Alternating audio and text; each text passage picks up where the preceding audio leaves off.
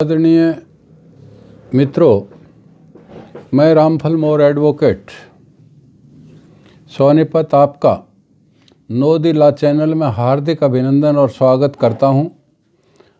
हम section 26 CPC को पढ़ रहे थे। सेक्शन 26 सीपीसी को पढ़ने के लिए उसके साथ ऑर्डर 1, ऑर्डर 2, ऑर्डर 3, ऑर्डर 4 और ऑर्डर 6 और ऑर्डर 7 का पढ़ना अनिवार्य है, क्योंकि ये सारे के सारे प्लेंट का भाग हैं।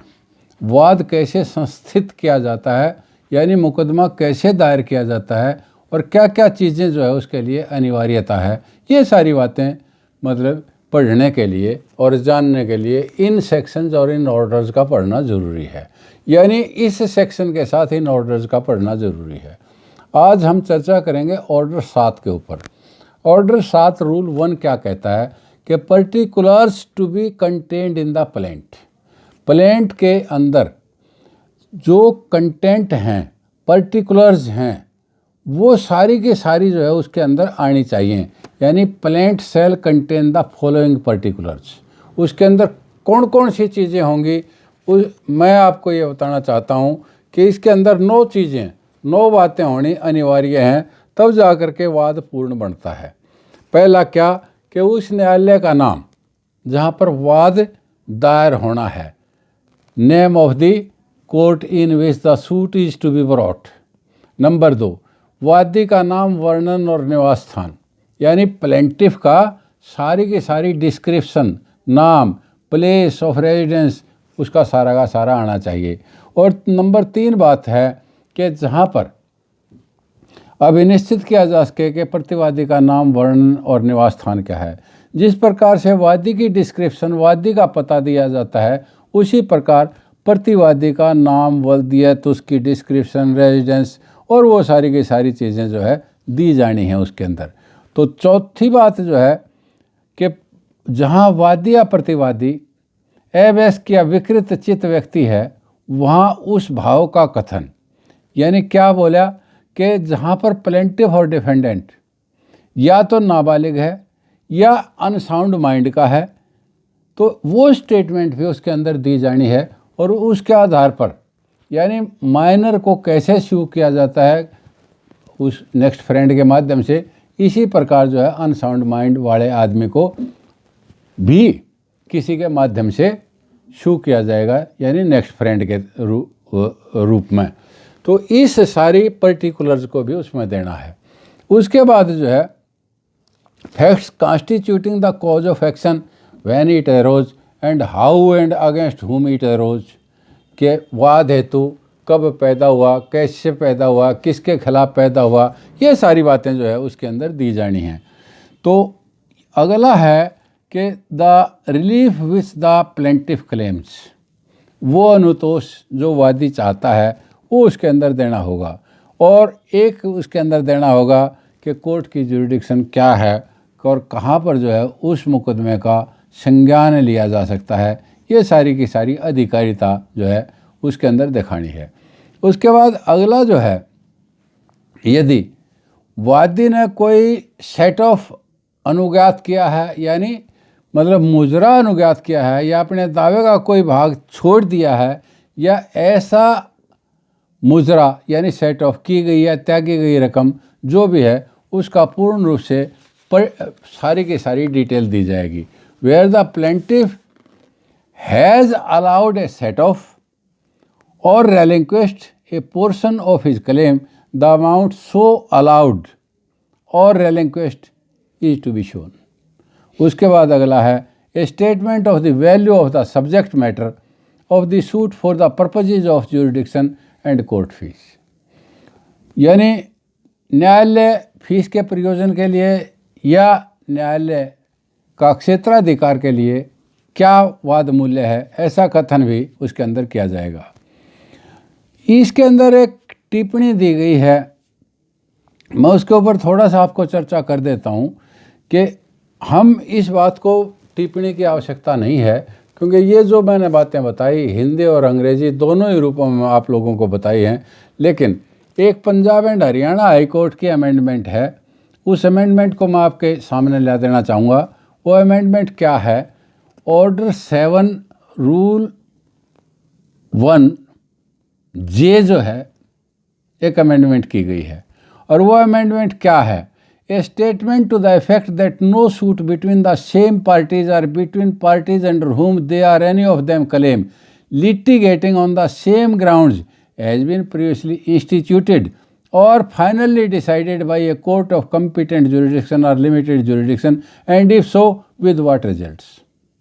यानी ऑर्डर 7J जो है ये जोड़ा गया है ऑर्डर 7 का रूल 1, और जे जो है इसमें जोड़ दिया गया है इस फर्स्ट के अंदर ही, और उसके अंदर ये कहा गया है कि यदि फ्रीकैन के मध्य में या उनके जिसके तहत जो है वो फ्रीकैन आई हैं उनके बीच में कोई मुकदमा उस जायदाद के बारे में उस बिंदु के ऊपर पहले डिसाइड किया गया है, तो वो सारी की सारी डिटेल देनी है और ये बताना है कि उसका रिजल्ट क्या रहा। तो इसलिए अब दूसरा जो है ऑर्डर 7 रूल 2 नियम में आपको कहना चाहूँगा कि जब धन का वाद हो, यानी वेयर इज़ मनी सूट, तो उस मनी सूट के अंदर क्या होगा? मनी सूट के अंदर बहुत साफ सी बात है कि जहाँ पर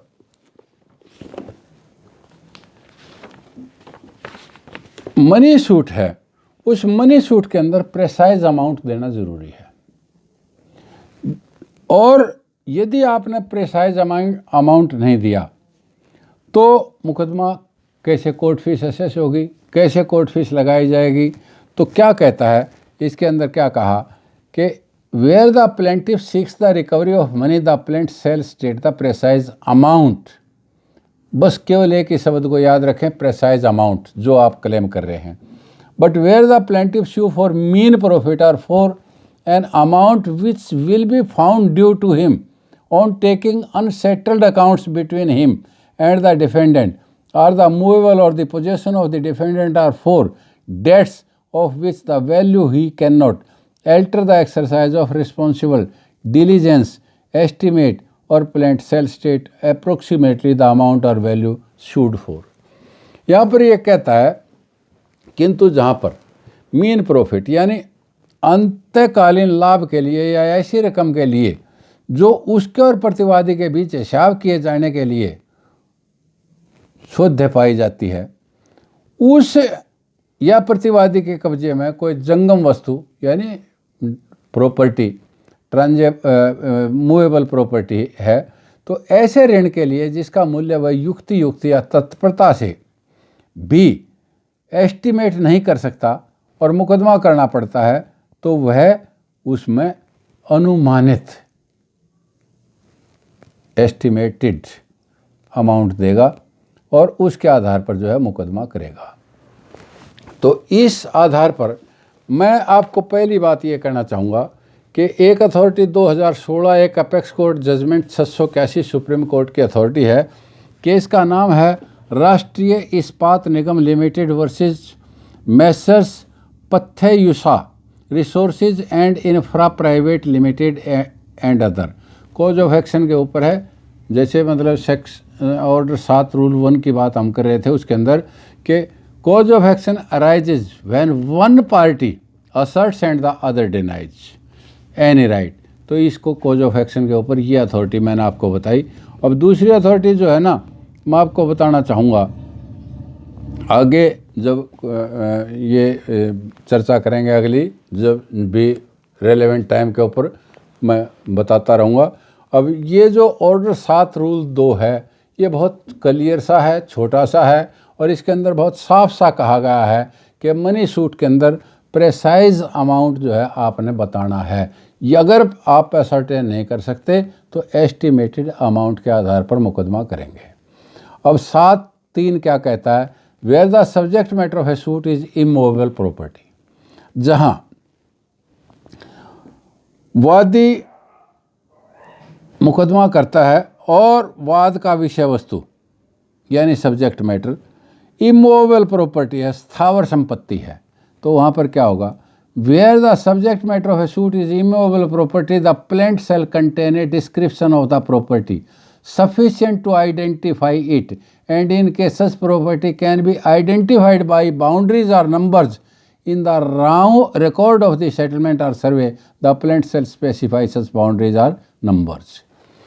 यानी 7(3) के ऊपर एक अथॉरिटी मैं आपको बताना चाहूँगा, आप इसको नोट कर लें, ये बहुत इंपॉर्टेंट अथॉरिटी है। 2015 एक apex court judgment 386 Supreme court की अथॉरिटी है। ये कहता है description of the property must be sufficient to identify it, यानी प्रॉपर्टी को आइडेंटिफाई करने के लिए उसकी डिस्क्रिप्शन दी जानी अनिवार्य है। Property can identified by boundaries and by number in a public record of settlement or survey, even by plant map showing the location of the disputed immovable property. It can be described. ये ज़रीफ versus Mohammad Farooq का case था, इसके अंदर ये चर्चा की गई है। और दूसरा एक अथॉरिटी और बता देता हूँ आइडेंटिफिकेशन के ऊपर ही, 2006 दो apex court judgment 496 supreme court की अथॉरिटी है। इसका केस का नाम है Subhaga and other versus Shobha and other property identification. A property can be identified either by boundary or by other specific description. तो इसको याद रखें। और एक अथॉरिटी मैं आपको बता देना चाहूँगा, सुप्रीम कोर्ट की अथॉरिटी है ज़रीफ अहमद वर्सेस मोहम्मद फारूक। ये 7(3) के ऊपर ही, इस डिस्क्रिप्शन के ऊपर जो है ना मैंने आपको बताई है, ये वही अथॉरिटी है। 2015 एक अपेक्स कोर्ट जजमेंट, इसको जो है एक दूसरे जर्नल में भी रिपोर्ट किया गया है। 2015 2 Law Herald Punjab and Haryana 1169, और सुप्रीम कोर्ट का जो जर्नल है वो है 2015 लॉ हेराल्ड ऑर्गेनाइजेशन 656। तो अब जो है 7(4) के ऊपर हम चर्चा करते हैं। 7(4) क्या कहता है?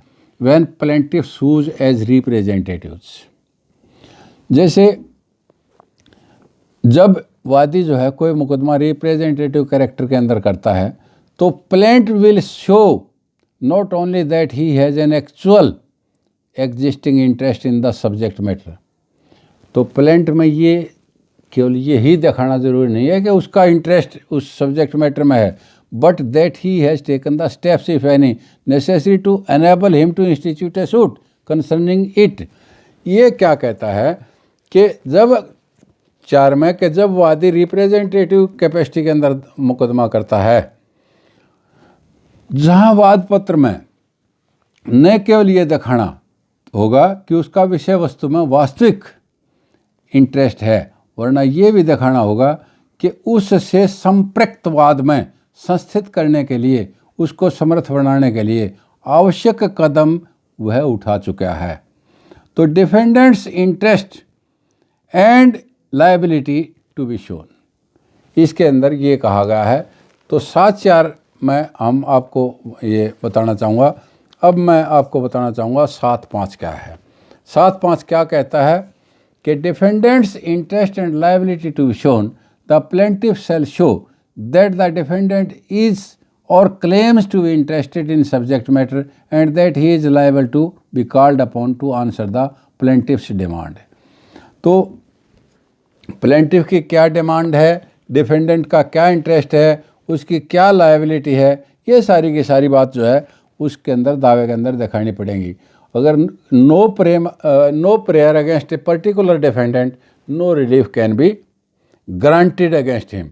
ये अथॉरिटी है 2011 दो apex court judgment 316 Supreme Court, और केस का नाम है डॉक्टर साहिया बरनी वर्सेस सैयद अली मौसा राजा के order 7 rule 5 read with order 7 read with order 7 rule 7।